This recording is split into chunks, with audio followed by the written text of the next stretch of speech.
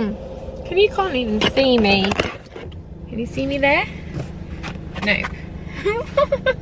That's a bit better, isn't it? I'm meeting my mum, sister and niece for lunch today at a garden centre. They always come to this garden centre together and I always get really jealous that I'm never invited. But my sister wants a plant and G has asked me to bring back a succulent, and I think we're going to have some lunch and a catch up. I think I'm here a bit early though, so I'm just going to wait. Oh, I've just been listening to the best audiobook, Darren Brown's book called Happy. It's so brilliant, like one of the best. I wouldn't call it a self-help book, and I think Darren himself would disagree that it's a self-help book, but it's a book all about happiness. It's very much about the Stoics and the Stoic way of living, and I'm currently on a chapter about anger and how to deal with anger, and the first tip is just to wait. And oh, I just feel like this book is, yeah, really going to help me. Already it's helping me in terms of understanding that, get this right, you are responsible for your anger response, not the person who made you angry. Oh, I feel like there's some really tough lessons like that to learn in this book. Like, normally when someone makes you angry, it's all their fault, but it's actually not. It's about how you respond and how you deal with it. Also, he made a point a couple of chapters ago about worrying not about what's in the future or in the past, but staying present and doing that by asking yourself, is this a problem now? Like, right now, is there something wrong? If the answer is no, then you shouldn't be worrying or overthinking. There's so many little bits of advice like that, and if you feel like you would like to know more about the Stoics way of thinking, and I don't even know how to say the word properly, stoicism, I have no idea.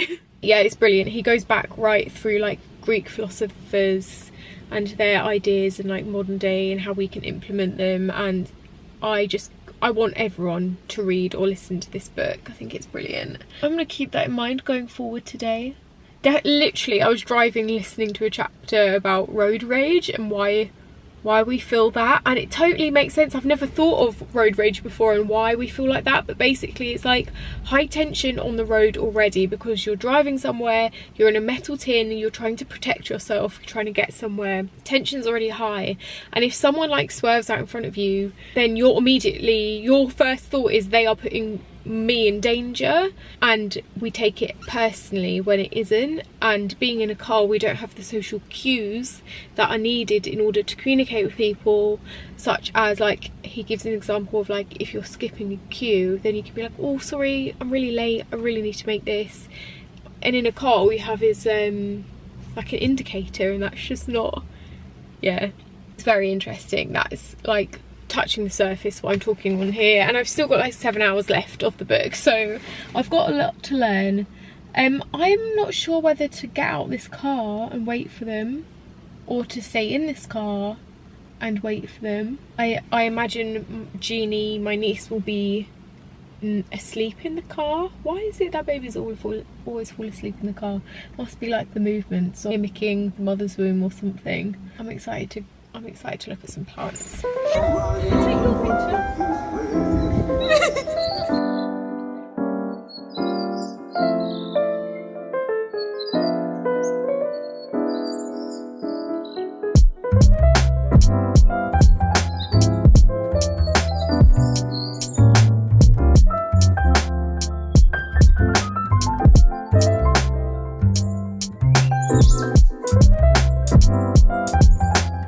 Hi guys.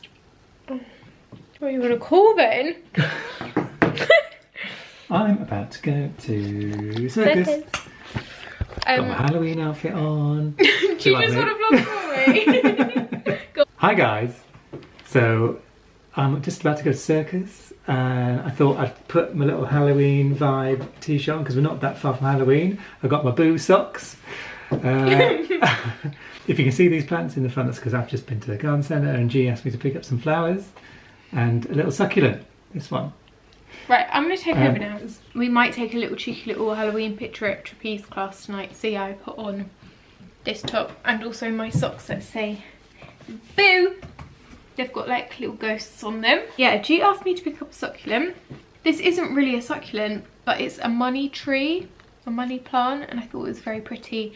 My mum said it's very easy to keep alive, so I thought I'd get that. She knows how bad I am at keeping plants alive.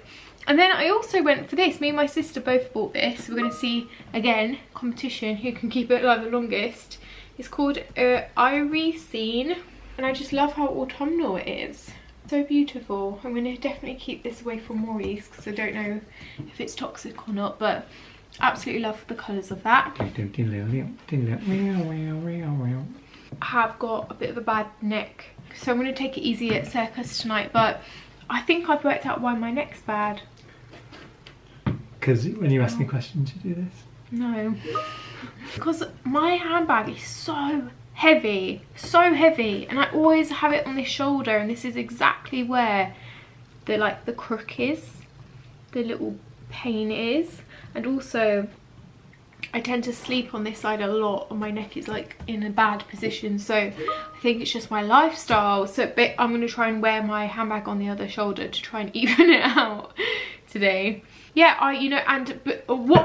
okay, the reason that for me saying that was because I wanted you to know I'm going to leave my vlogging camera at home whilst I go trapeze, because it just adds so much weight to my handbag, and it's weight that my shoulders can't carry these days. That's about it.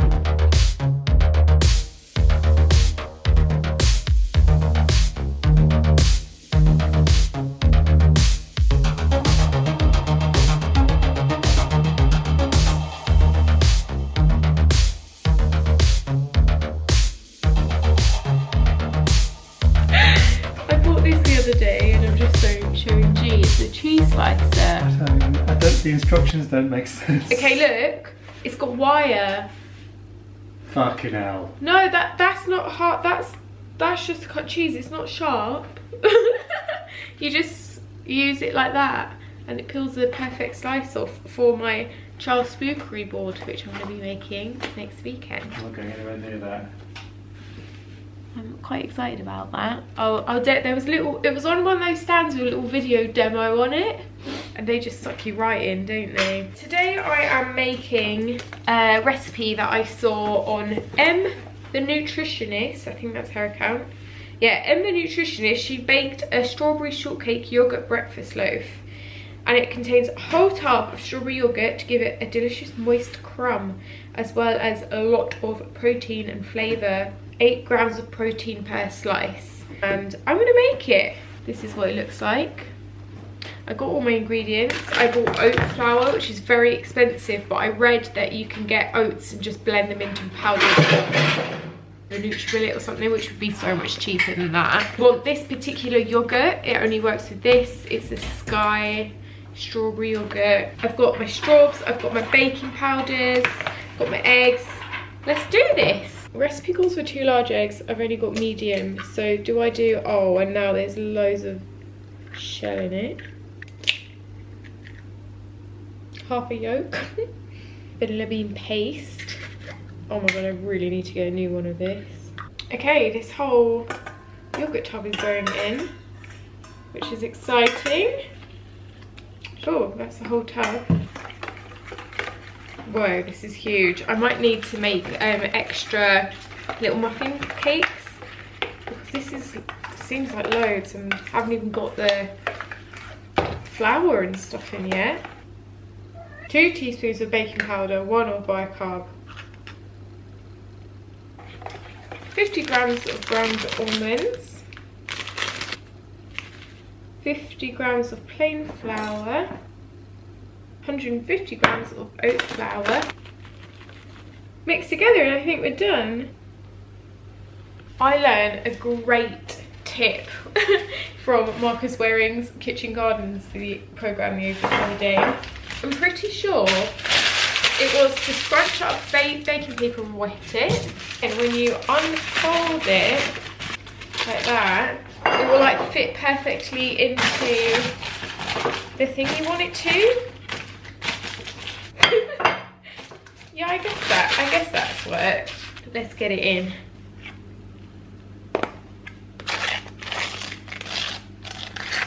Okay, I've got so much left over, so what I'm gonna do is get some little muffin tins out, and I can like freeze them, so we've got easy breakfasts. Topped with some diced strawberries. I'm gonna put this in now. It says it takes almost an hour, so yeah, I want to get this in ASAP. My muffins are out. They took about half an hour. I'm a bit worried about that one. It looks like it's sunk a bit. Maybe I got it out a bit too soon. Smell absolutely amazing. The problem is, how do I get them out? I did oil the tin up, but I should have put them in the cases because oh no, what about if I do that?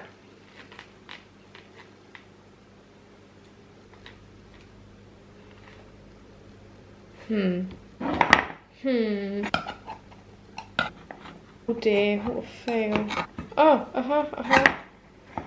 Oof, that looks okay. I don't really want to bake for more than that, but we've got one out. I just need a sharper knife. And then also I made this honey and lemon juice glaze, which I can just brush on the top. Finished. That looks great. Let's try to get these others out. I mean, they look great. Here we go. A bit of a late breakfast, but how cute are they? Okay, let's give it a go. It's so weird because it kind of tastes like porridge, a strawberry porridge. Delicious. Would recommend. It's pretty good, I reckon.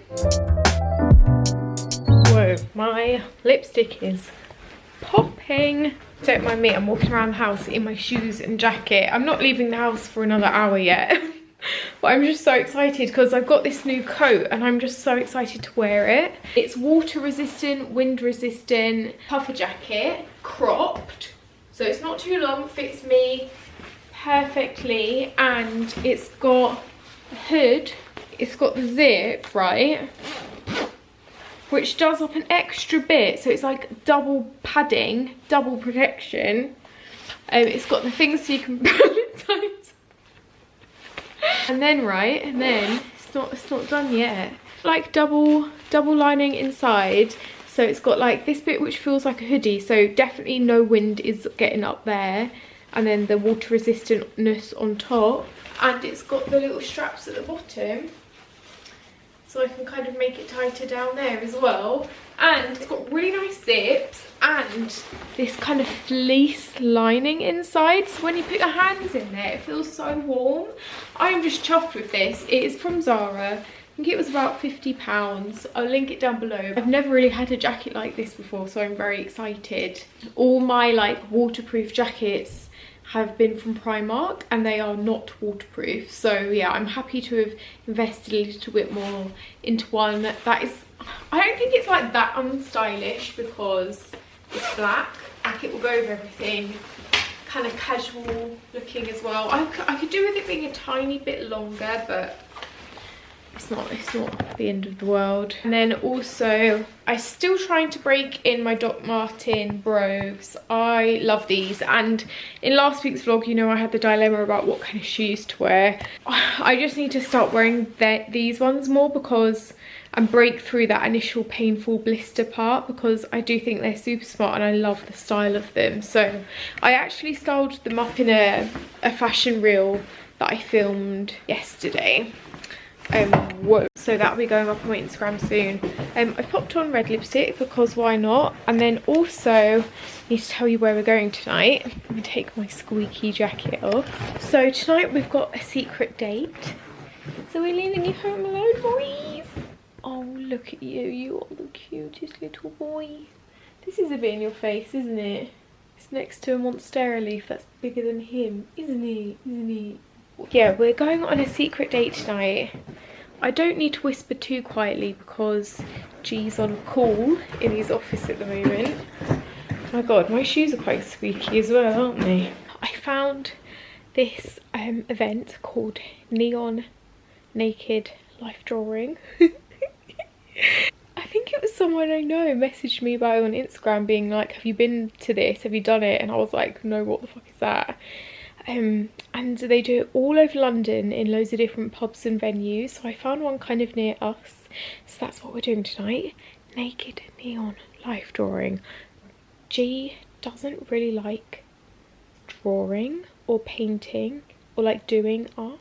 He appreciates art and like loves a gallery, but I don't think I think he thinks he's not very good at it, so he just never does it. And also I just thought it would be a really fun, different way of doing some, yeah, date night painting with neon colours in the dark. I'm not really sure what to expect, but I'm really excited about it, so we're going to be leaving for that in about an hour.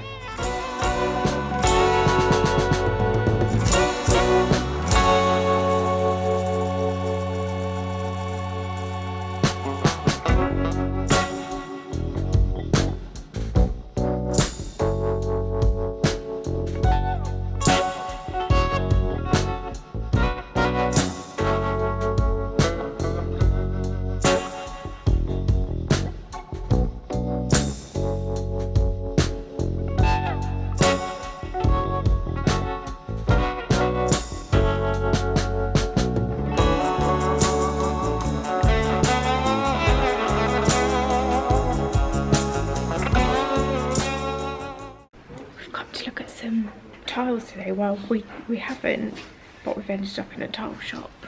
I'm just taking a picture of some for inspo. But wow, there's so many to choose from. Look at that.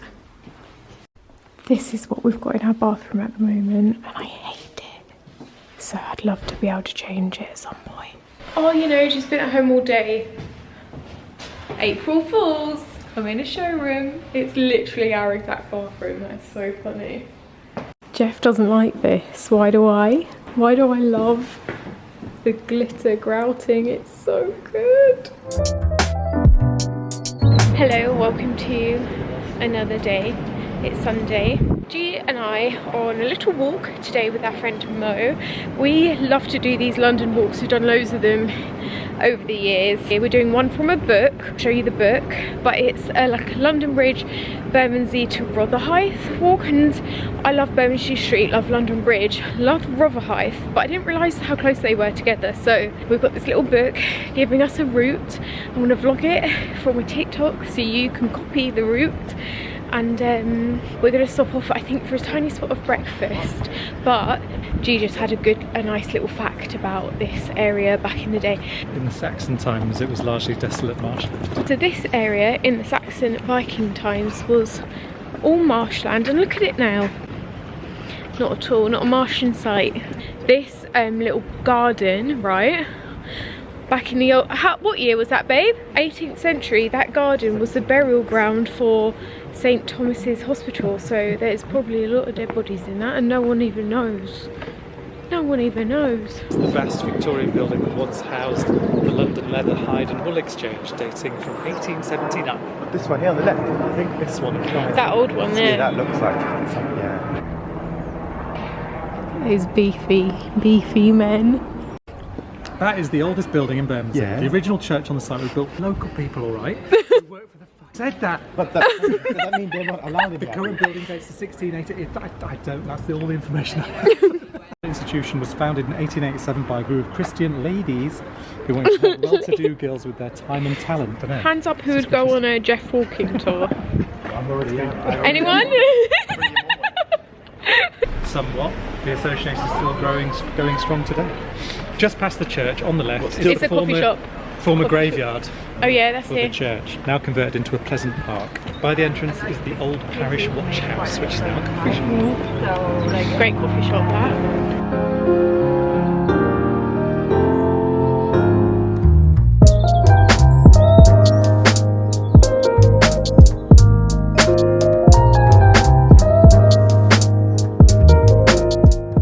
We have found the coolest wine bar. Look at this. So beautiful. Feels very early for a red wine. What time is it? Oh my god, it's not even 12. It's 10 minutes to 12, so it's fine. Got a red wine.